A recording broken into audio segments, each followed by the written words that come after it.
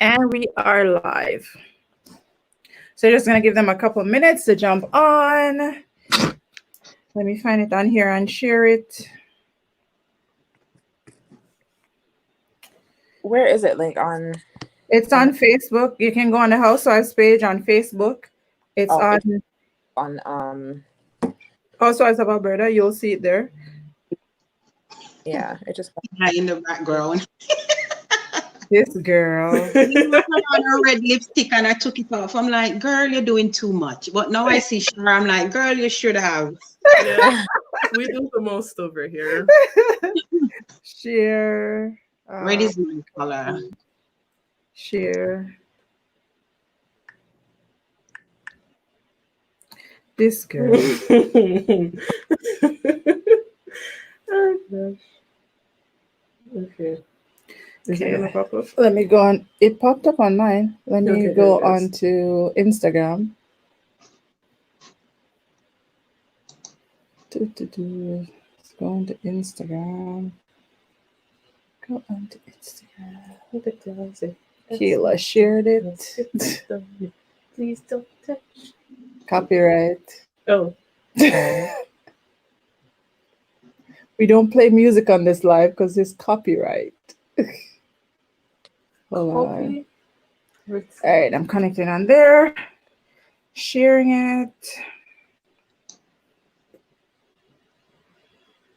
Monique, that scarf is gorgeous. It is. I like the look. The color is very nice.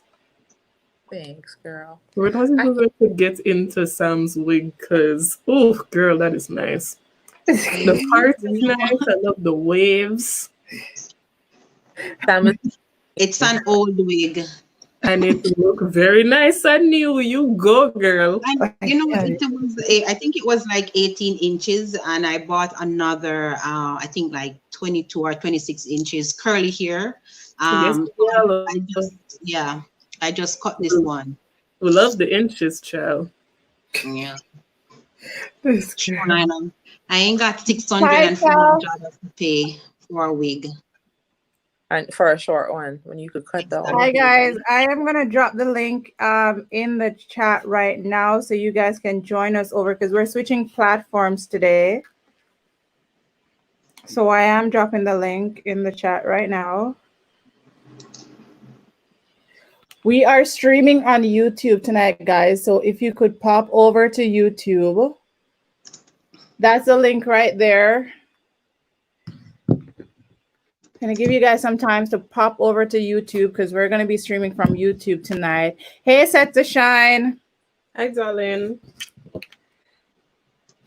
Hi, guys. I have a question. Like, The how link do you is right there? We're gonna be streaming from YouTube tonight. If you guys could just pop on over. Okay, so it's not gonna do that. Then. Hi, Mom. The link is pinned down below. If you guys could click on it and pop on over to YouTube. We are streaming from YouTube tonight, guys. I'm going to give you guys a couple seconds to come on over to YouTube. I should have made a blue sangria, but I'm trying to stay away from the alcohol. Yeah. We're going to start in a few seconds, guys. Those are already here. We're just waiting for people on Instagram to pop on over. Oh, thanks, Set to Shine, to pop on over to YouTube so we can get started.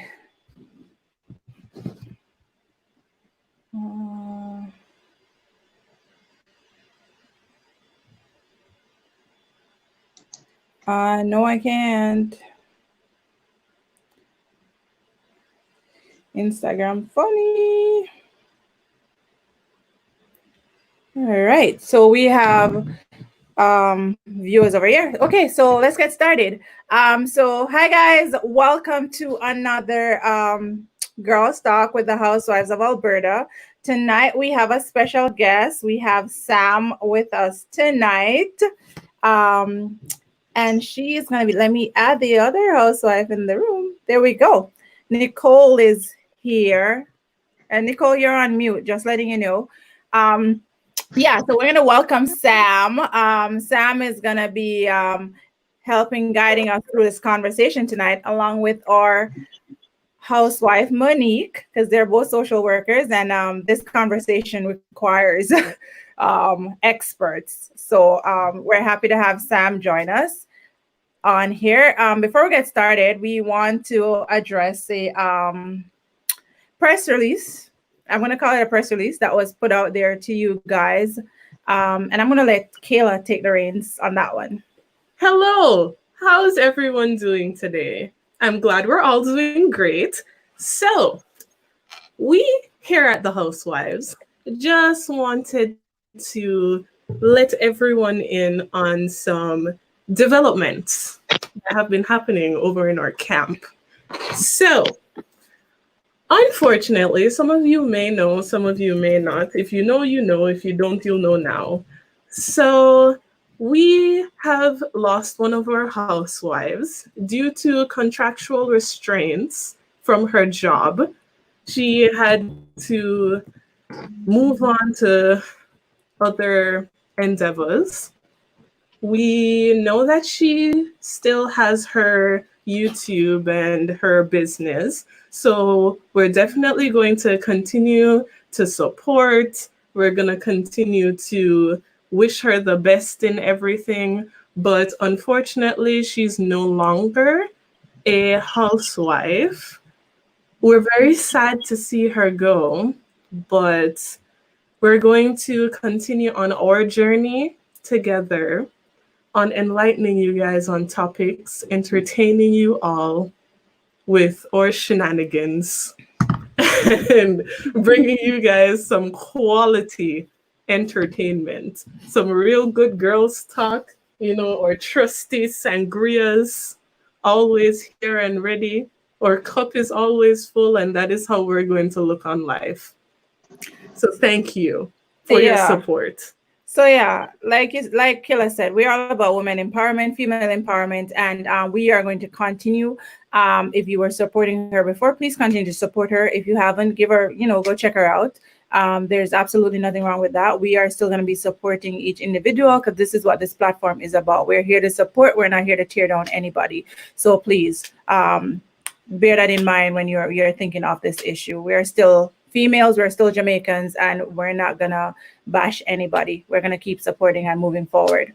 That being said, for those of you that are on Instagram, please click the link that I pinned in the description below and join us over on YouTube or Facebook. So tonight's topic is going to be sexual abuse. And I know for you guys that listened last week, what's your YouTube? So I can go follow her. So last week Sam mentioned to talk about abuse, sexual abuse, and we decided to take up that topic tonight. It's a very heavy topic, and we feel like it's worth addressing because there's a lot of things that we do out of ignorance when it comes down to people that are affected by this, and we sometimes lack understanding and empathy when it comes down to this situation. So before we get started, I'm going to throw it over to Sam or Monique to kind of give a definition on what sexual abuse is. We know what it is, but sometimes it's so wide. It's not just one thing. So I just want you all to put it into context before we go deeper into it. Okay. Thank you, Shar. Hi, everyone that's listening. So you were using the term sexual abuse, and that's actually one form of sexual violence. So I just want to kind of clarify that. So the term sexual violence, it's a broad term, right? That encompasses many different forms of sexual violence. So sexual violence is any activity at all that is unwanted in nature. So the important word there is unwanted. Any sexual activity, I'm just trying to break it down simple. Any sexual activity in nature that is unwanted to the person that is receiving that. And that, as I said before, sexual violence comes in many different forms. You have child sexual abuse. So child sexual abuse is for anyone from the age of 0 to 18 years or at the age of consent. And then you have sexual assault that is for adult, because children are not able to give consent. So we use a different way, we use a different word to describe it when we're describing it. So it's abuse. And then when we talk about adult, we talk about sexual assault. And you also have sexual harassment, and you have interpartner violence, which is so a lot of times when you're married or you're in a relationship, you feel like that person belongs to you. But also when you're in a relationship, you can be charged with sexual assault, because you still need consent from that person to be in that intimate way. And also you have intra-family sexual violence. So that is where we have uncles, father, brother, sister, mother, all the family member involved in sexual violence. So it's a very broad term. And you have also voyeurism. So voyeurism is if someone is, let's say I'm in my house and I hear someone rattling at the window when I look at someone, peeping inside. So there are many different forms of sexual violence. So the term is very broad. Very wide, yeah. Very wide. That's a lot to unpack in itself. Yeah. The different sexual violence, like that's a whole lot. Monique, did you want to chime in before we continue? Honestly, I think Sam covered it all. When she was talking All about of it, right? their intra-family, it's like what we would call incest is the only other thing that came to mind. But yeah, we work in the same joint, so we know, similar terms. I think one of the topic that I want to move on when I describe, so we describe different types. So you want to look at the statistic when it comes to sexual violence, and we're here in Canada, but like right around the world, we know that like the statistic on sexual violence, it's almost the same. So here in Canada, it's 1 in 3 women, right, have experienced some form of sexual violence, and it's 1 in 6 men who have experienced some form of sexual violence. And when you look at the stigma around sexual violence, you think that maybe the number is higher. And for myself and the work that I do and just people that I've come in contact with, I know that that number is higher, but you're not able to give that number because it goes based on when someone report. And only 5% of survivors report sexual violence. And we do know that there is also people who will make false accusation just like with any other crime, and that's only 2%. So you have to look at the broader issue when you look at 1 in 3 women and 1 in 6 men have experienced sexual violence.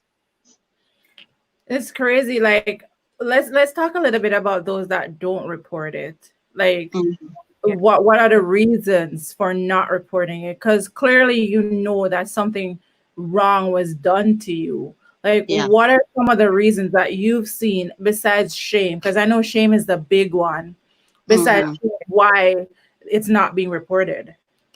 I mean, honestly, for me, like working closely with the criminal justice system, it's just not being believed. Bottom line, not being believed. And for a lot of survivors who have actually gone through the court process, it's so rigid that you are re-victimized. So you're asked questions like, what were you wearing? Where were you? Why were you there? Why did you say that? Why did you do that? So it's a lot of victim blaming too. So you're like, what's the sense in reporting if it's going to be put back on me as if it was my fault to begin with? And then the statistic shows when it comes down to how much of these cases are won, let's just call it that way, or it ends in a conviction versus an acquittal, it's pretty small. So it doesn't encourage the survivor to want to report because there's not a lot of these perpetrators that are convicted in the end, right? So there's so many different reasons why people actually just choose not to report. It's less hassle. You said the big one, and shame is a huge one. Shame, not wanting to bring shame on your family, not wanting to bring shame on yourself. What if I report and I lose all my financial support for those women who depend on their partners or spouses, or vice versa, to bring that income into the household? So it's so many different reasons. Yeah, Go ahead.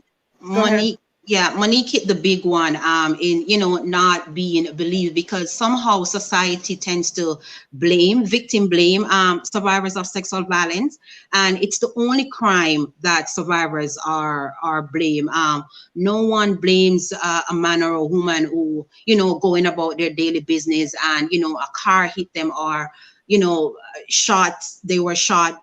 No one blames them. But why blame the survivor with asking all the questions like, why were you out late at night? Were you wearing that little black dress? Why did you go over to his house? So when you ask those questions, you are actually perpetuating the culture, the rape culture, of, somehow the survivor is actually responsible for that crime, and you're taking away the onus from the perpetrator and putting it on to the survivor to say you should protect yourself and not be sexually assaulted. And there are many reasons, fear of retaliation. You may live in a small knit community, and maybe that family is powerful.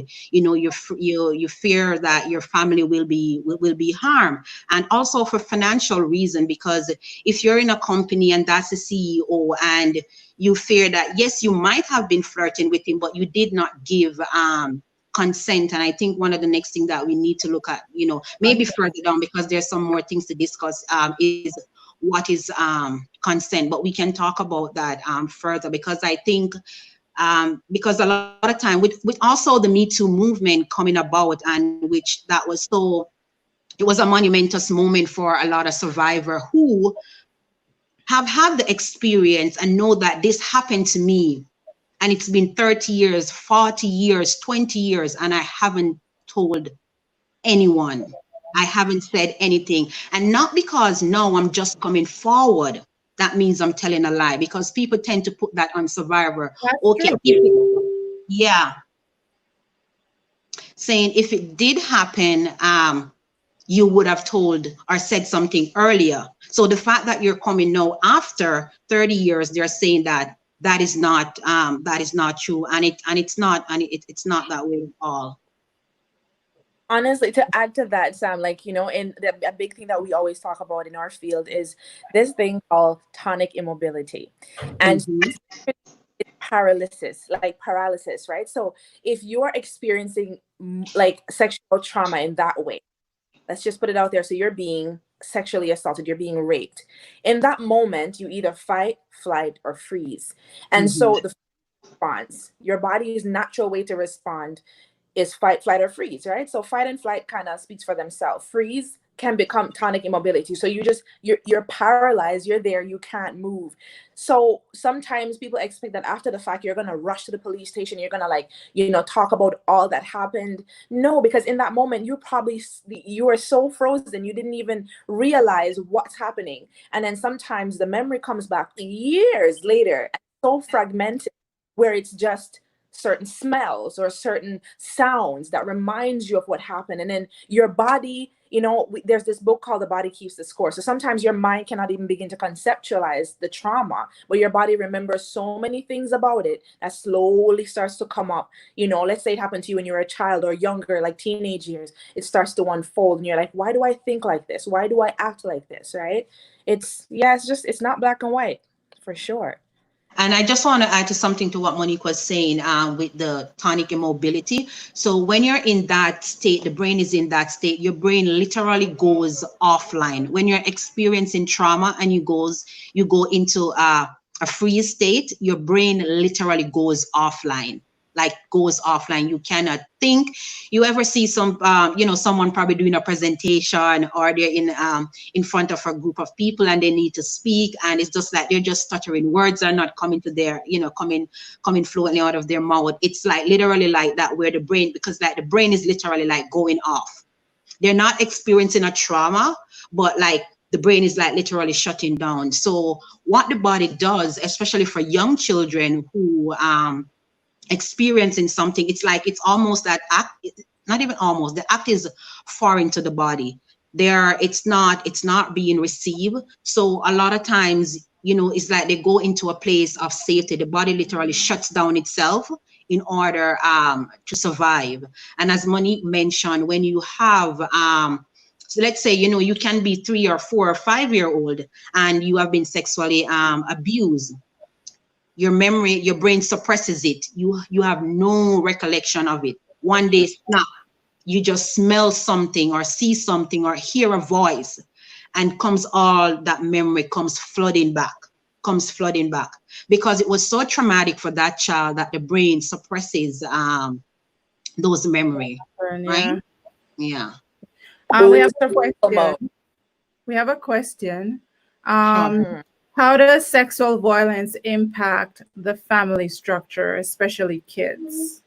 Oh my gosh. Can we talk about the foundation, Sam? So you know this video that is commonly used in our field. Is it brain theory? Am I getting it wrong? Brain story. Oh, the brain architecture. Yeah, and so how it's Architecture like, of the brain. yeah, and so like psychologically wise, like there is a lot of stages that the brain goes through as a child to develop you to become a human that is, I would say, a great product of society, whatever that means to you as an individual.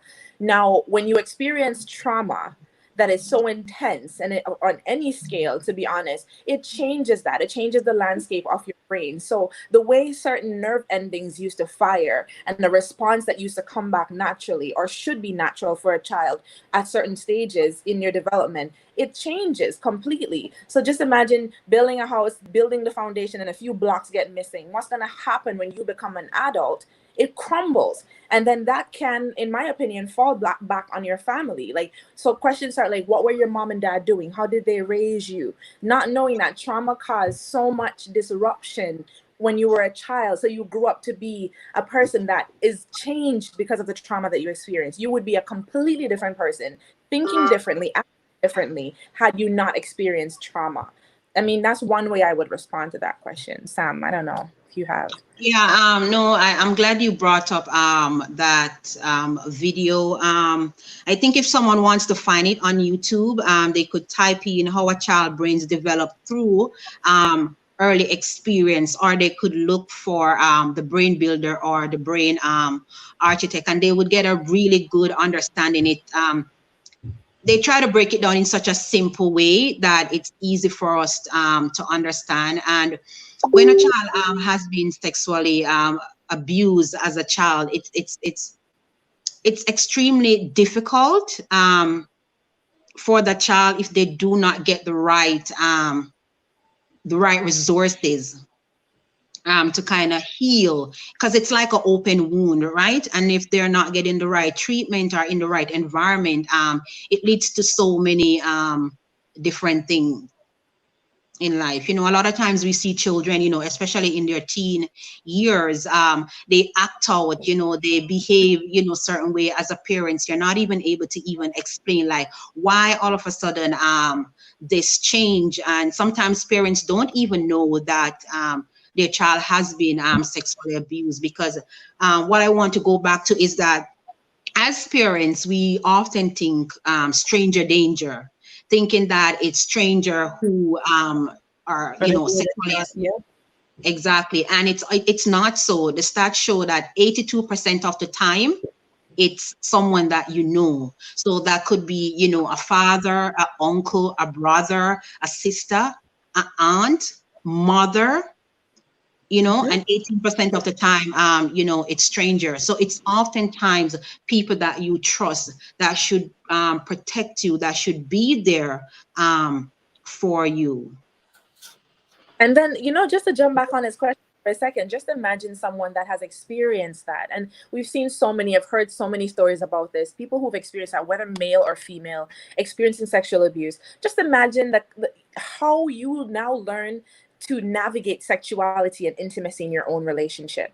Just imagine the problems that could come up there, not wanting to be touched or spoken to in a certain way because it ignites certain feelings and emotions and certain flashbacks and kind of stuff. Just imagine how, troubling that can be in an intimate relationship, right? So that's another way that it definitely can affect a child growing who, evolved to be an adult.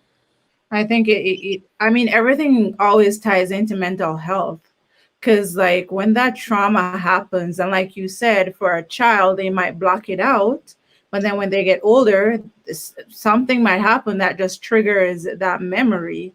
And then they have to go through that process. It's like going through that process again, because now they are faced with it, and now they have to actually deal with what's happening, and now they have to say, oh, it did happen, you know, and Mhm. actually go through those emotions.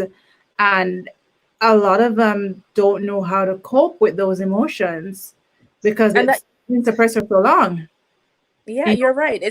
It's coping, you know. It's not, I'll say this all the time. So it's say the healing journey is not, it's not that you will forget what happened. You won't forget. It happened to you. You are going to remember. If you have now come to the place where the memories are there, you will remember that it happened. But the healing journey is about processing those memories. So how do you get to a place where they come to you and it doesn't cripple you? So you don't get where you're just immobilized. You can't function in life because you're so consumed by that trauma, right? So processing is such a big word. It's such a big thing, I should say, when you know it comes down to the healing journey and dealing with the after effects of trauma. That's true. I want us to touch on the no means no situation, because a lot of people have it's so tricky in a relationship too, because when you say a wife can be raped, a lot of people will be like, no, that's not true. But your husband can actually rape you. Yeah. It is a fact, because if he tries to have sex with you and you say no, if he does it, that is rape. And Exactly. a lot of people are like, their minds are blown when you say that, because you're married, you're expected to just do whatever whenever. It shouldn't even be a question. You're still an individual though. with your own Mhm. individual rights. Exactly. So you still Exactly. have the choice to say yes or no. So I think there's a lot of gray areas around this no means no situation. Whole lot. Um, Yeah, so in our work, we focus a lot, on teaching adults and children consent. And when we say the word consent, I'll go into that, but just to define what is consent. So consent is permission that is given sober. It is verbal, it is conscious, enthusiastic, and you also have to look at non-communication body language, because I just want to go back to the point that you made about, like, especially being in a relationship. Yes, I might be in a relationship with my partner. I maybe don't have to give him like a verbal communication, but look at the body language. What is my body language saying? If I'm crying and I'm cringing and I'm pulling away from you, is that saying I want to be intimate? No. Right. There's this video on YouTube, which is it's extremely great to watch. It's called it's a cup of tea, right, Monique? The cup of tea, I love that. I think you guys should watch that for sure. It Yeah. explains consent perfectly, right down to the T. So I'll just explain a little bit about what the video is. So in the video, they're just trying to explain giving someone a cup of tea to getting consent for sexual activity. So if the person comes over to your house today and they asked for a cup of tea and they agreed and they drink the cup of tea, everything was good. And then the next day they come to your house and you ask them, do you want a cup of tea? And they said, no, I don't want a cup of tea, right? They verbally said, I don't want a cup of tea.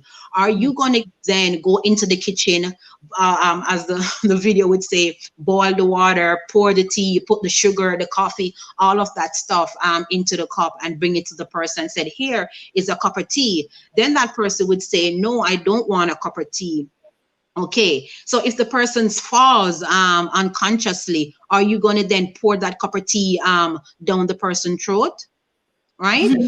So it's basically trying to let people understand what is consent, and you do need consent every time, right? It's absolutely mandatory, and there are ways of making it not so, like, do you want to have sex, should I go ahead, like, are you okay with this, is this good, and from the body language and what the person is saying, you can tell if the person is agreeing with what you're saying. But my question is gonna be, what if the body language is saying, what if your mouth is saying no, but the body language is saying yes? It's still no. No It's still means no. it's still Big no, question. because Yeah. yeah, Because if the person is drunk or passed out, unconscious, like they're not able to give you consent. Yeah, it's And think of yes. yeah, go ahead, Monique. No, sorry, I was saying it's not conscious and not enthusiastic at that point. Yeah. And if someone is crying and they're pushing you away, they're saying no, but yet still maybe they're because she didn't say no, but maybe at that point she didn't say no. Her body, she was in a state of freeze, but she's crying. She's trying to get away from you. You're doing all of these things and she's not saying anything because she's in a state of freeze. So you have to look at the body language. Is this person giving me permission to engage in this activity? And yes, she may say, you know what, we're going out for, dinner, we're going to have some drinks and, go back to the house. She said yes before, but by the time you get home, she's passed out. You literally had to pull her out the car. Are you going to go ahead and engage in sexual activity? No, you don't. You let her sleep it off, which is the right thing to do. That makes sense. I feel from time to time I hear this conversation, like in relationships, and I'm going back to relationships because people have this misconceptions that you can't be raped if you're in a relationship. Yeah. Like you're trying to have sex with your partner, but again, your partner is not verbally saying no, but then the partner's action is like, I'm not into it right now, like not right now. But then the other partner continues until they get what they want. And a lot of times, the female in the relationship doesn't look at it as rape, or the guy in the relationship doesn't look at it as rape. They're just like, oh, sure, that's my spouse, that's my girlfriend, that's my boyfriend, that's how it is. But it is. So we have we're not clear on what the concept of rape is. I don't think that is true. And Sam, yeah, go ahead, Monique. I just wanted to add to your point about consent. Like consent is fluid and it's forever changing. So you can be fully conscious, fully aware, and you're your spouse sitting on the couch and you're like, yeah, we're getting into it. You're kissing, you're whatever, smooching, whatever. And when it gets to the point of the act or in the middle of the act, you say, no, stop. You're supposed to stop. Because no means no, right? So it's fluid. It's just continuous. At any point, you can say no and you can say stop. That is your right for having agency over your own body. Yeah, that's so true. And just to understand that you cannot imply or assume just because, hey, you want to come over my house this weekend to chill and, she's over there, you feel like that is yes for you to engage in sexual activity, and it's actually not, and also in a relationship, if you're in a relationship and you're married, and I know a lot of times when this happens, it happens when there is some form of friction between you as couple, and maybe for a week or two you're not into him, and it's not only for women. Men are sexually, assaulted as well, so we have to remember that. It's just that a lot of men, they don't speak out about it because just look at how society paints the picture for women. Think about men, because men should be strong, right? And they should not have to deal with that. But the reality is, especially, when it comes to the LGBTQ community. I'm not sure if I'm pronouncing it right. If I'm not, I do apologize about that. But like they do experience a lot of sexual assault.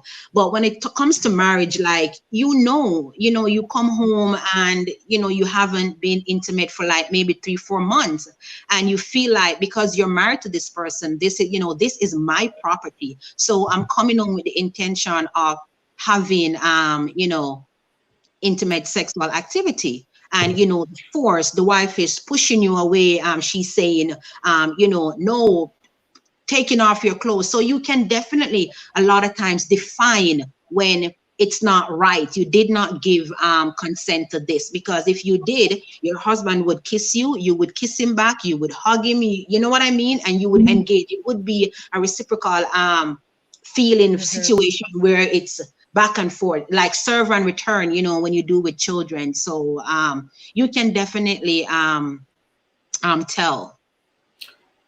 We had a question, and this is from a male. Is it possible to be sexually abused as a male? Yes, Absolutely.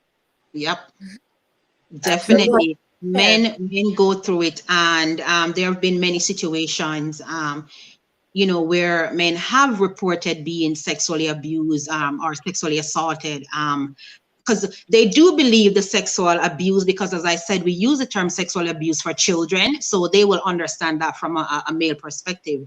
But what male are sexually abused, like men, we would say heterosexual men have been sexually abused, going about their daily business, wherever they're at, someone pull them into an alley and sexually degrade them, so it happens. And how do you go to a police as a man and say that, because society doesn't allows it, because we victim blame so much, they hold that in my line of work. I get those conversations like every day, and I'm like, wow, there's a lot of men out there that have been sexually assaulted, but they fear, people who are just in their 60s, men coming out and saying, this happened to me, my grandfather, my uncle, my brother, babysitter, so as parents, we have to be extremely vigilant with our children and give them the language, so they're able to communicate. I mean, even sometimes, as parents, you may give them that language to communicate in that way, and because of the trauma, they just don't tell you. We have a very interesting question here. Did you see that, Cher? Yeah. So, is sex illegal if there is no immediate consent in marriage? It's assault. So if there is no consent, it still is assault. And most women in marriages and relationships, for multiple different reasons, like we discussed earlier, do not come forth and speak about it, male or female for that matter. Let's not, I guess, Yeah. stigmatize us women, but they're not going to come out and say, oh, I got assaulted by my partner, And one thing I can tell you, like, a sexual assault is one of the hardest things to prove in the criminal justice system. It's one of the most difficult things, because unless there is physical abrasions to the body, which sometimes, unless the person reported it immediately, and even then, when they do the forensics exams in that moment, even then you still don't catch all the evidence to prove that this person did whatever. And then it comes up, oh, are you sure you didn't like it? Are you sure you weren't in tune? And he said that you did this, or you made this kind of sound, or you said this, or you moved this way. It's quite interesting. And so that's, people don't come out and they don't say it, but of course it is illegal. I think what they have to remember is to the survivor, the activity or whatever is happening is unwanted. As long as I'm saying, like, I don't want this, even if I'm not saying, but like my body language, the way I'm moving, as long as that is unwanted, that is sexual assault, sexual abuse, sexual harassment, whatever you want to name it. It is what it is. To answer the question, sorry, Sam, you want to continue first? I just wanted to give an example. There was a case I think in Italy. There's this thing called Denim Day, and so I think some time ago, I think in 1980 or something happened in Italy where this girl was sexually assaulted. So when he went to court, he was convicted and charged, and everything was going as planned. But he, what's the word, Monique? Was it he went to court and got it. So he went to court and got it overturned. So the judge that overturned it said that the survivor jeans, they were too tight, right? So in order for the perpetrator to sexually assaulted her, she must have helped to take her jeans off. I remember that story. So to take her jeans off, right?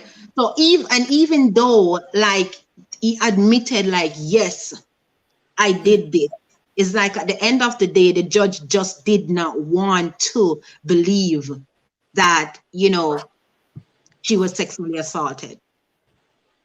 And this is not fiction. This is something real. If you look up Denim Day and look up the story of it and the history behind it, why? So it's like, so what happened after it was overturned? All the women in Congress wore jeans on that particular day to protest the overturning of the first judge. So they call it Denim Day, and just to remind people that these things do happen, but society tends to not believe survivor when it comes to sexual violence, because when you think about it, it's about power, power and control. And what's her name? That was our previous supervisor that did our clinical supervision. Alicia? No, but she talked a lot about how the history of sexual violence, and she talked about Freud and how back in the day so there is this it's the psychologist. Repeat? Christine, or supervisor? Yeah. When she talked about Freud and back in the day where they're trying to coin the term, and people were coming out, and he did come out and say, like, people do experience these things, that their memory of these things are true. But then he went back on it and said that he made a mistake because, like, people were saying that, these things don't happen, women make them up, men make them up. So you have to look at the history of sexual violence and see why even in today's society, it's difficult for people to believe that, yes, I was sexually abused 30 years ago, 40 years ago, and I did not say anything. And this is the first time I'm talking about it, right? Okay. Yeah, that's important for services like, in your community services that exist in the social profit sector. It's so important for them to be there and to exist, because the legal system does not necessarily support the survivor a lot of the times. Yes. To add on to his last question, probably a statement, but we can still elaborate on it a bit. So he was saying, based on like marriages, if it's still illegal. So I would add on to that and be like, probably the culture or the situation that brought about the marriage. Like, for instance, we know that this happens where people like purchase their wives, purchase husbands, have arranged marriages, have child brides, all those things. This actually happens. So in that case, there also would not be any consent. No, there wouldn't be any consent. Yeah, it's such an interesting topic, because I've, worked in workshops where this is like a thing that is happening in Canada to a person who came from a different country, and in their country, there would be nothing wrong with it. But here, under the laws here, there is something significantly wrong with it. And there are societies that exist. I know as humanitarians, as people like Sam and myself, we fight for social justice. We know without an ounce of a doubt that this is wrong. It doesn't matter where you're from in the world, it's wrong. But the legal system will protect and defend some depending on where you live, and it will allow certain things depending on where you're from. So if you're from another country, somewhere in the world where that's accepted, as Kayla said, there are a lot of child brides, and it's something that it's a cultural norm. It's accepted for you to find a woman, whatever the age is, and call them your wife, and make them with child, and that's just a thing that you do. But then you come here, and a lot of women are now opening their minds are opening to the idea that it's not okay. It's really not okay. Like, you lose agency over your body, and you go through some things later on in life, and you're wondering why. Because as or former supervisor would say, it's one of the most vile things you can do to someone is to sexually assault them or abuse them. It's one of the most vile things you can experience in this life, really. I'm gonna go back to when you mentioned about survivors coming forward now, years later and stuff. And I'm gonna say I'm the first to admit that sometimes when I hear these things and like 30 years later, they're coming forward. Before I had the knowledge that I have now, I would be like, so why are you talking about it now? Like, even when the whole Me Too movement started, and then people like 30 years ago, they were abused, but now they're just coming out with it. I used to be like, okay, it's been 30 years. Like, why are we talking about this? Why are you going back to 30 years? Why do you want this person to be punished for something that happened 30 years ago? But now putting it in context is like what Sam said. It's like something triggers a memory because they probably blocked it. And now it's coming to light. So now they realize that, oh, that's what happened, literally. So now it's like they are just going through it. So now it gives a clearer understanding as to why people are just coming out 30 years later, because it's something that they pushed aside and they said, you know what, I don't want to deal with this now, or this didn't happen. And now there's so many numbers, so they're not ashamed now. You know, they feel more comfortable coming forward and say, hey, this happened, because now they know that they're not alone. You know, somebody else has been through this trauma, and you know, this is kind of like therapy for them. Saying out loud is actually therapy. It's just like when you're an alcoholic, until you can verbally say it, you won't actually realize what's wrong with you. You actually vocalize what's wrong with you, and then you're like, I'm an alcoholic. Oh, I'm an alcoholic. And then that's when you start to seek help. So yeah, the Me Too movement and stuff like that, this kind of brings a lot more clarity to that as to why people are now just saying, you know, this happened to me, or they're just sharing their story. Because before it was kind of like, okay, it happened 30 years ago. Why are we doing this? You know? Yeah. I have a question. So, following that, is it, well, probably not every situation, but probably for some or most situations, would it be like a defense mechanism to just completely block out the traumatic memories? And then, like what she just said, oh, okay, well, I am watching television and I've seen that this certain person has accused the same person who did this thing to me of the same act that happened to me. And then it would kind of like, you know, trigger some sort of memory and be like, okay, well, this is what happened to me. I'm remembering now, because for some people, I know that they block out certain memories. It's like certain chunks of memories from their traumatic past, so that it makes it easier for them to go about their day-to-day life. So I was just wondering if that's something that, if you could put some validity to that for me. I just want to clarify, not everyone that has been, you know, sexually abused or sexually assaulted suppresses the memory. I'm just going to go with the scenario that you're explaining. It could be that they don't talk about it because they have never heard anyone say it, right? This may be a powerful man, and how are you going to go up and say, okay, you know, this person sexually assaulted me, right? So it's not that they suppress the memory or they don't remember, or, you know, oh, just one day they wake up. You have situations like that, especially when they have been sexually abused from an early age.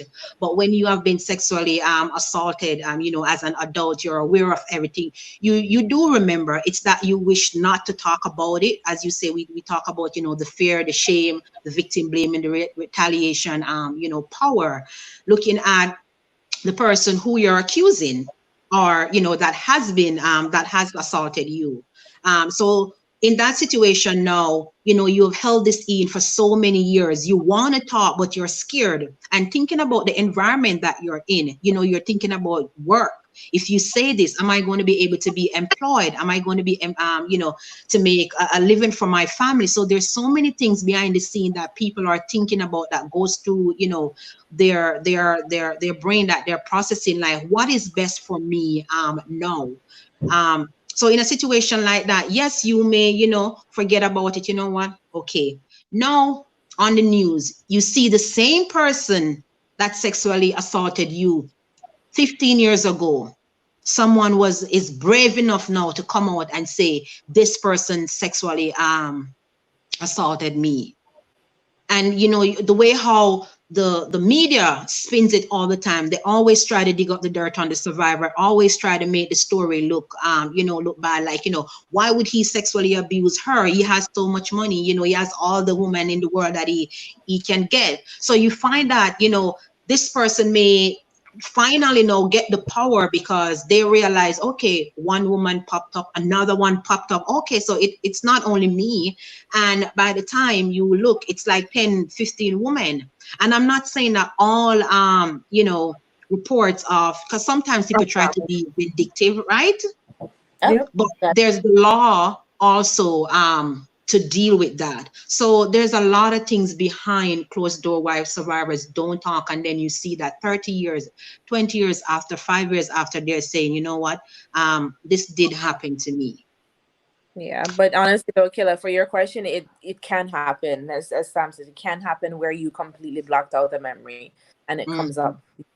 It can happen for sure. I'm You gonna know read. who that Go one ahead. reminds me? The gymnast in the US who did it for years, the little girl. For years and then the huge case bust out where it was like some 80 odd women and over 18 of them were able to go to court and to speak about it. But yeah, like Oh, that's definitely. sports therapist? Like the Yes. sports physical Yeah. therapist? Yeah. Yeah, I heard about that. I'm gonna read the comments. Chris said, and this was to the marriage question. That was my main reason for asking if it is illegal. Obviously, it might be immoral, but jurisdiction would dictate whether or not it is illegal. Facts. Yeah. And then Ellis said, because now, to Kayla's question, now someone might be more mentally prepared to talk about it.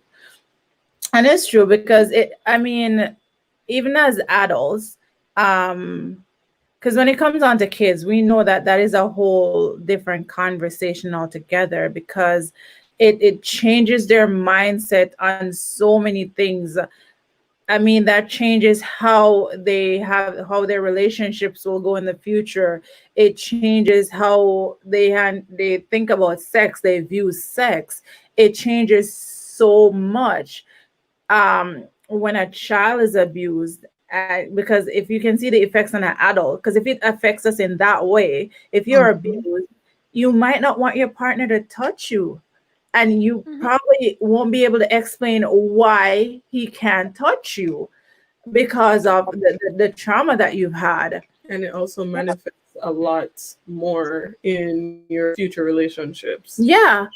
And props to those people that have been abused and are able to live a quote unquote normal life, because when you close your eyes and those memories start to play in your head, that's where the problem comes in. You know what I mean? Yeah. Ellie said it took 37 years to talk. You know what? I appreciate the fact that you're able to share that, and I appreciate the fact that you actually spoke about it. Yeah. It doesn't matter how long it took you. Healing comes from talking about it. And like I said before, once you say it, then it becomes a reality. So it's kind of like when you suppress the memory and you don't talk about it, then it's not real. You know what I mean? When you say it, then it becomes real, like it actually happened. You think no one will believe you, and that's facts. Because honestly, let's play some of the movies that they have out there, and they're like playing this role where the daughter is abused by the stepfather, and the daughter goes to tell the mother, and what happens? Or the uncle. Yeah.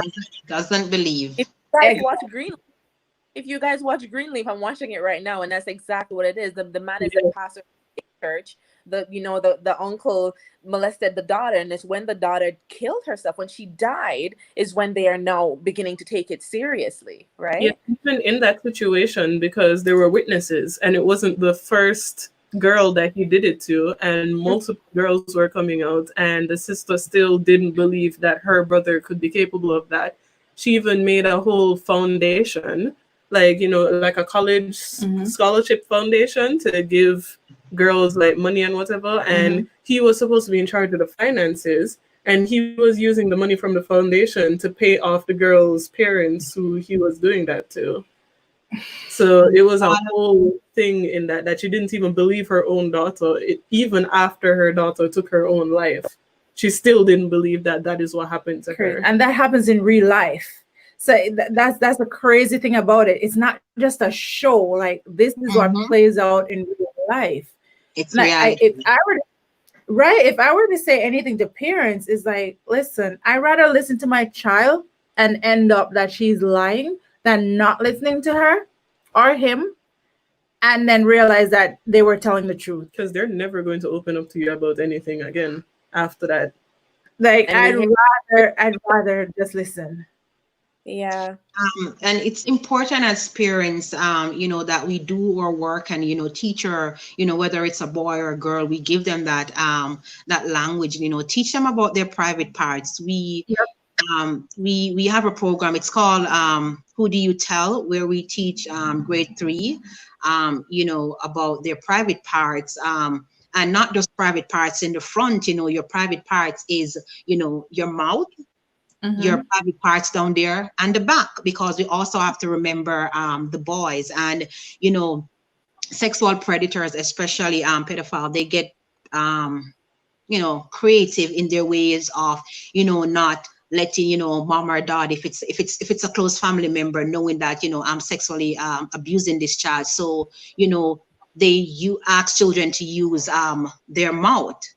So we have to teach our children, you know, about our private parts, that no one is allowed to touch their private parts, no one at all. And we also have to teach them sometimes in what circumstances, you know, is probably mom or dad or the babysitter is allowed to touch your private parts, and how. So you have to literally teach them how this should be done. And we also have to give them the language, because as we mentioned, like, you know, a child has been sexually abused, they go to their parents. Parents don't believe them, you know. So who else in the family that they could go to, or outside, you know, if they see a police officer, you know, teachers at school, you know, counselors, people that they in authority that they trust. But you have to name these people for them to understand, you know, teach them, give them the language, because it's extremely difficult for them. And also as parents, you have to watch sometimes their body language, you know. As girls, they like to play with their dolls and things like that. And how are they playing with their dolls? How do you know how to do that, you know? I remember how I used to play with dolls, and it's just by, you know, watching or being exposed, you know, to certain things. So you have to like keep a tap on certain things as parents. It's difficult, and you may say, oh, my husband will never do this, my brother will never do this. I'm telling you, 82% of the time, it's a close family member. And I can tell you, the dads, the uncles, the grandfathers, it's high on the top of the list.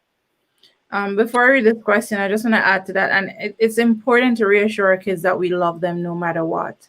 Because one thing that they use, oh, they're going to take you away from your mom, or your mom won't love you, or your dad won't love you. And it's so important. I'm trying not to get too emotional on this, but it's so important for us to like reassure them that no matter what, I love you and I always have your back. Yeah. I'm going to listen to you and not somebody else. Wrong or right, I'm going to listen to my child, irregardless. Because at the end of the day, I'd rather they be wrong and I believe them, and they know that I'll believe no matter what, than I'm like put it to the side, and then, you know, so many things happen. Like we talk about like mental illness and all that stuff, and there's so many things that can happen by not paying attention and not listening to your child. So it's so important to show that love. Chris has a question. How does a spouse support the other if one suddenly starts acting strange in the relationship and he or she explains that they were previously sexually abused? That is such a I read it and I'm like, that's a huge question, because passion and understanding, and that level of love, it's going to be intense. You know what I mean? Like, you really got to educate yourself about how to be a good listener, first and foremost, when it comes on to listening to people disclosing, because it takes guts to even open your mouth to say, this has happened to me. It's honestly, and the way Sam said it earlier, the way society, being you as that spouse considered a part of society, receives a disclosure, that determines the path that survivor will take to healing. Because if you shut it down, that's what they will receive. Okay, if you didn't receive it and you're supposed to love me and protect me, protect my vulnerability, then who else is going to listen, right? But if you come to it with a sense of openness and understanding and curiosity, then that changes the narrative. Yeah, I just want to add to that question. As Monique said, listening is important, but a lot of survivors have triggers that triggers the body. As I said, it could be a smell, a touch, sometime in the tone that you talk to them. They may not even like rough sex or like sex from a certain position. So you have to, as that person, as the person on the receiving end, receiving that disclosure, do a little research. What are the impacts, of sexual violence? How do I support a survivor of sexual violence? So, and go to them with certain questions. One of the things I think would be to, I'm not saying every time you're going to engage in sexual activity, but, just to say you're okay with this, is this good? Or, asking them, is there anything pertaining to, sex that you don't like that I do, that I could do differently that won't trigger you, ask and try to find out. Sometimes, women don't like a certain smell, color, like it's so wide because every survivor is different. And a lot of times why that happens is because when the brain goes into that survival mode, it can be just fragmented memory of the incident that they remember. So they may only remember the color shirt that he was wearing. They could only remember probably the way how he smelled, probably what was cooking in the house, or how the light bulb look, the fixtures. They may even be in a home and they hate that light bulb. So there's so many different little reasons. But if your partner discloses one, you want to listen, you want to reassure them that it's not their fault and that should have never happened to them, and you love them regardless, and you thank them for sharing that situation. And one thing you just said, Sam, thank them. And the one thing that we always say, what's the one thing we always say when a survivor open up to you? What's the one thing we always say to you when somebody says, I've been abused or I've been assaulted? Oh, I believe you. Seriously, yeah. It's a big deal. It's better to iron that side first rather than to say, oh, really? Are you serious? And even sometimes when a survivor, I know for people who are not experienced, people who are not experienced in the world of sexual violence, and you hear certain things, or facial expression is like, you know what I mean? Like you are shocked. So even that can literally shut the person down, like, because they're scared of, saying it. What is that expression? You know what I mean? But yeah, it's a serious topic, and it does happen. And I think it's one crime that it gets shoved under, under the fabric of our society too often. And you have families, they want to protect the family name. So we know that the grandfather, we know about the uncle, we know about the aunt, because it, as we say, it happened to men. And it's not just only, oh, the aunt did it to the boy, the aunt did it to the girl. It's just a lot of mixture. But you have people, they know, and if they had been brave enough to step up and say, hey, we're going to report you. Maybe your third niece, cousin, and, like 3, 4, 5 generation would not have been sexually Yeah. abused by this particular person. And we also have to understand that hurt people. It may be hard to understand that, okay, I was sexually abused at a young age, and now I'm an adult and I'm sexually abusing someone. You're saying, like, why would you hurt someone? But you have to understand that person did not get treatment to process all that trauma. So believing, even though in society, even though they know that it's wrong, it's like what has been built in their, it's like in their system, they're hardwired that way, because for years they have been sexually abused, and they think that it's right, and it's like they're operating, it's just like they're on autopilot. They do everything, they go to work, they operate like functional people, but yet still behind closed door, that's what they do. And you're like, how could you experience this, and and they cry about it. So it's so sexual violence, it's so complex, especially when you get over to that side of it. It's very complex. Yeah. Because there's a lot of sorry, go ahead. Go ahead. No, some like programs out there that also supports the perpetrator, and getting into their minds and understanding why they do what they do is also very interesting. That was going to be my next question.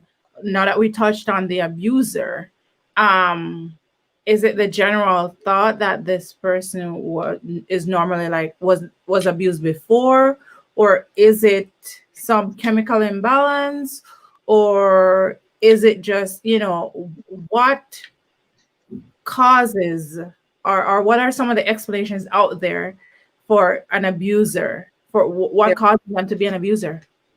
I don't think there was any one thing. I think hurt people, but I think I also, when I started in this line of work, that was something that I was cautioned about, is thinking that everyone that abuses or hurts or assaults someone was assaulted or hurt or abused. Like, I was cautioned against that. It is true that some hurt people do hurt people, but some hurt people also get healing and never hurt anybody, right? So, it's so complex. Like, there is no black and white. There is no one route to healing, and there is no one route to creating havoc to begin with, in that sense. There's a pyramid of sexual violence. It kind of explains, because it starts from the bottom, where it talks about racism, sexism, homophobia, ableism, and it's like it starts with your attitudes and beliefs that you have as an individual, and then it moves up the ladder from there. So you have these, so if you have attitudes about, let's choose racism, because it's a hot topic right now. You hate Black people, you might want to hurt Black women, right? Because you hate them. And when it comes to sexual violence, Indigenous women and Black women are 3 times more likely to be sexually assaulted than any other race. So you have to look at, like, what do I believe? Do I believe that, people who does not have certain capacity, when we look at people who have limited capacity, we're talking about people who are disabled. Do I feel like because I'm able-bodied, I'm better than them? You might take disadvantage of them because they're not able to do certain things for themselves. So it all starts with our attitudes and beliefs, and then it goes way up the ladder from there. I think one thing, a primary theme across all boards, is power and control, which Sam mentioned earlier. I think that would be the one thing that we could say, if there was a solid reason somewhat, it would be power and control, because you have power over that person in that moment. Whether it was a child that was abused or an adult that's assaulted, you have power, you have control, you have caused them to lose, like, it's the most vile thing, to lose agency over your own body. And so that the power that comes from doing that could be a big reason why people do it. Or I'd want to say, and I'm just going to go around the room for this, for somebody that is listening that has been abused sexually or otherwise, what would you want to tell them now?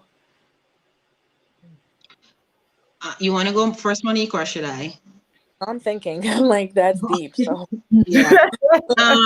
the first thing that I would want to say to them, and if you're, online or you're listening, or, you know of someone that has experienced sexual violence, the first thing that I want to say to you, or for you to say to them, is to say it's not your fault, right?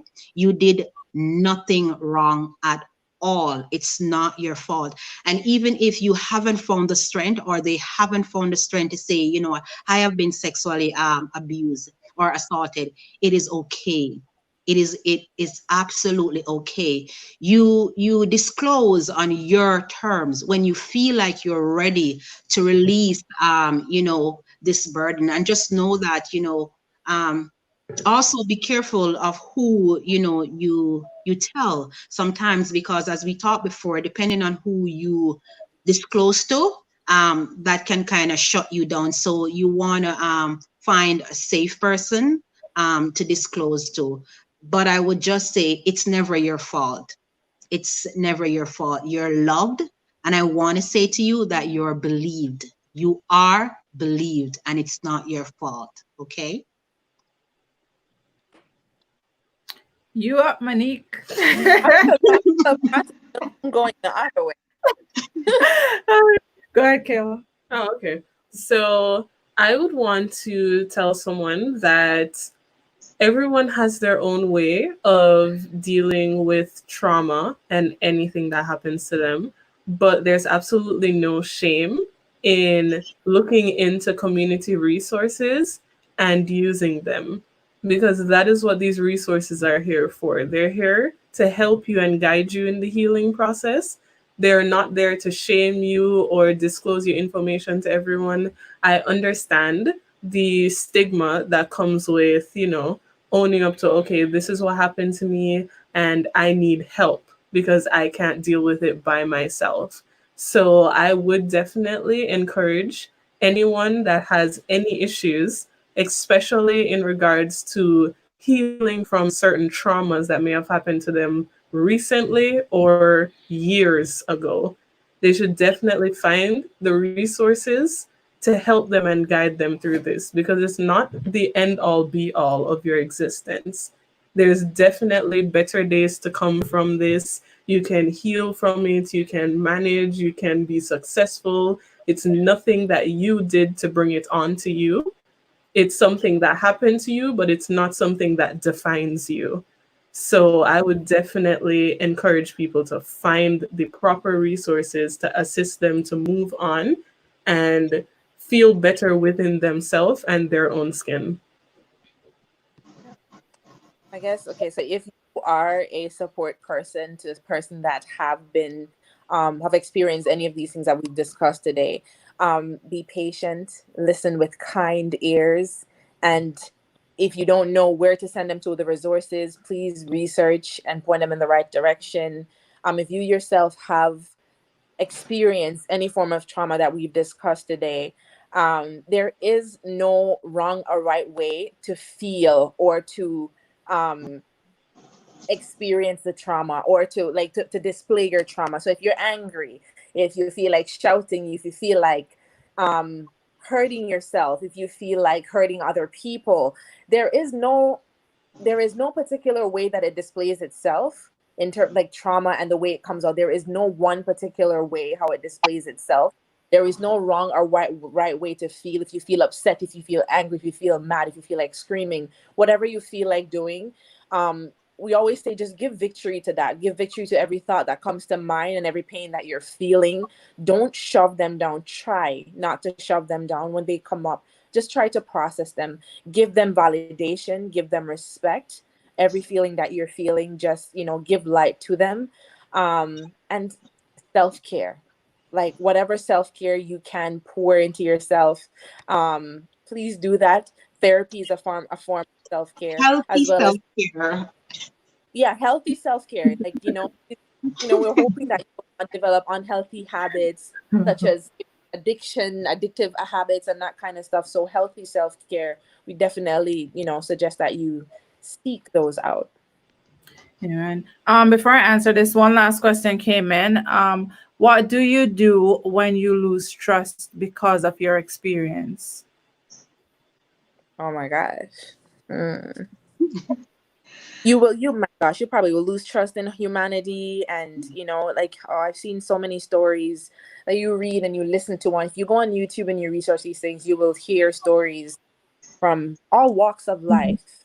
How do you, what was the question? How do you This what do you question do is when such a loaded question. It's such a loaded question, and it's interesting. yeah. When you lose trust because of your experience, well, I want to Mhm. say you lose trust in that situation. That's what I'm going to say. You lose trust in that situation. It doesn't mean that you can't trust again. It doesn't mean that the next person or the next situation that you're in that you cannot develop trust. So deal with that loss of trust that you went through with whoever you went through it with, process it, understand it, and then try to move forward in the best way possible. Don't bring that situation with you. Try to deal with it, leave it where it's at, and move on to the next situation. Like I said, you don't lose trust entirely. You lose trust in that situation, and you can rebuild the trust. It So that just would be takes Healing is take so important. time.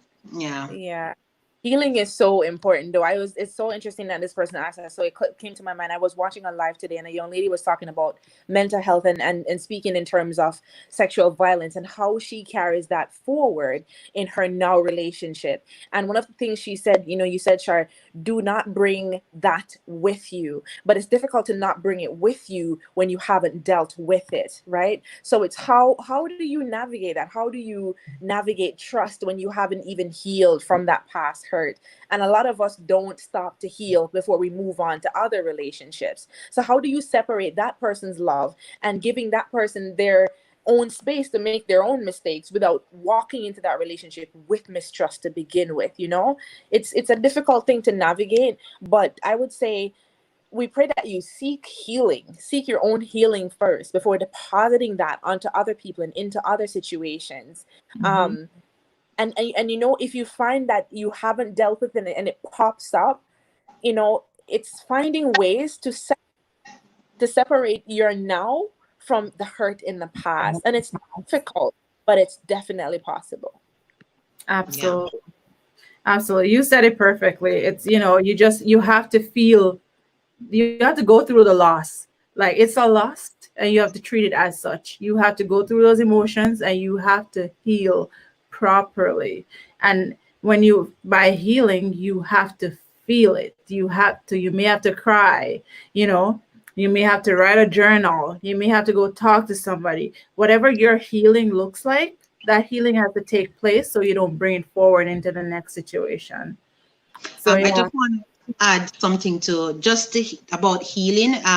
Just know that when it comes to, any form of trauma, healing is the way how you process it. And when that memory comes back, it does not disrupt your life, right? Just understand that you will always, sometime be triggered, have memory, but whenever that memory or that trigger comes, you know how to deal with it. It doesn't disrupt your life. You need, 5 days from work, or, you're not in the mood for sex, or, and that will happen sometimes, but it's in the way how you process it. And just know that, like, you will always have that memory, but it does not disrupt your life anymore. Because, with sexual violence, you get depression, you have flashback, post-traumatic stress, eating disorder, self-harming, substance use, and all of those things comes with it. But just know that, yeah, maybe you like to drink whenever that comes around.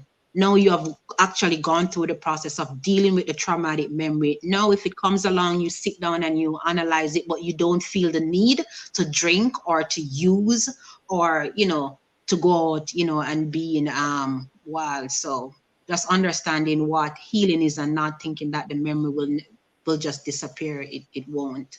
Right. Was Um, it Chris who talked about trust? Was he the person that asked a question about trust? Andrea asked about Oh, trust. Okay. Yeah. I want to thank you guys for listening. Thank you, Sam, for joining us. We really appreciate getting your input on this topic and every other topic because you're always there. Um, much appreciated. And for our listeners that are listening, and if you have been abused, find somebody to talk to.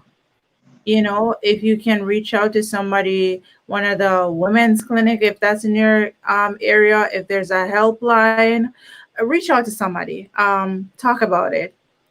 They will believe you. There is no judgment. Your feelings are valid. And, Yeah. so share it. Don't just keep it to yourself. Talk to somebody. You're not alone. You're not the first person, you know what I mean? You have a community of support that's there for you. So please don't keep it to yourself. Share it. I'm just gonna read these last comments. Your spiritual encounter aids greatly in healing. Absolutely. Chris said this was awesome. Thank you to a very knowledgeable panelist. Thank you, everyone. Thanks, Chris. Thanks for listening. I want to thank everybody for joining us tonight. This really was an interesting conversation. I learned in this conversation. I definitely learned in this conversation. And thanks, Andrea, for listening. I really appreciate you ladies, taking the time and like having this conversation and sharing your knowledge with everyone so everybody can understand this a little bit better, have some more clarity, not be so judgmental when it comes on to these issues, because I know sometimes we are, because we are humans, right? um I just appreciate you guys for having this conversation, and we want to have more of these kind of conversations here on Housewives, and talk about issues that are actually affecting our race, our population, the whole world in general, and we want to have those serious conversations here in this forum so that people can learn something. Because even though we are panelists on here, I'm pretty sure each of us have gathered something from one another in this conversation as we are imparting this to you guys. So we really appreciate you guys. And on that note, we're gonna say good night. And Ellis, I want to thank you for listening, and I appreciate you being so open and candid about your situation and saying that you came out. You know, 37 years later, you shared your story, and we appreciate you for sharing that on the live. And we know that sometimes the closest person to you doesn't understand, but that is why there is places like the women's shelter, or there's a helpline, there's third parties that can actually help you and assist you with what you're going through. And if you're still having some emotional trauma from this, please reach out to someone that is qualified to help you with the situation. um, and Yeah. you don't understand how you can. 37-year-old. I want to say to that, like to that thing that they posted about being 37. There is no right or wrong time to disclose when this happens to you. It is your truth, it's your reality, it's your healing journey, and it's when you're ready. Absolutely. Nobody knows you but you. You know Hmm. what I mean? Nobody knows you but you, and you know why it came out at that point. You know the struggles that you went through. It's not an easy thing, and unless somebody has actually walked in your shoe, they won't know exactly what you're going through. And we can't sit here and say that we know what you were going through. All we can do is listen and say that we hear you, we believe you, and we get it. That's it. That's all we can do in this situation, and be a form of support for you in this time. So yeah, I want to thank you guys again. Thank you guys for listening, Facebook and on YouTube. This is gonna be the place where we meet every Saturday at 6 or 6:30 p.m. Thereabout. Next week, Saturday, we won't be going live and having a conversation because the housewives have a photo shoot, a stronger photo shoot for the ladies here in Fort McMurray. It's about women empowerment, which is what we are about. Women of all races, shapes, and size coming together and doing something beautiful. And we want to support that initiative. And that's what we want to put out there to everybody. Support each other, be there for each other in whatever way it is. It doesn't have to be monetary. It can just be, listening. It can just be saying, hey, you're doing a great job. Sharing Keep doing, posts, sharing, subscribing. everything. Just be a support for fellow females, fellow males, just anybody. Just be a light, and don't be darkness. Be a light, essentially, and just love. Just love. God is love, and let's just love everybody and share that out there. So on that note, we're gonna say good night. Thank you, listeners, and see you in a week. Bye, guys. Bye, guys. Bye.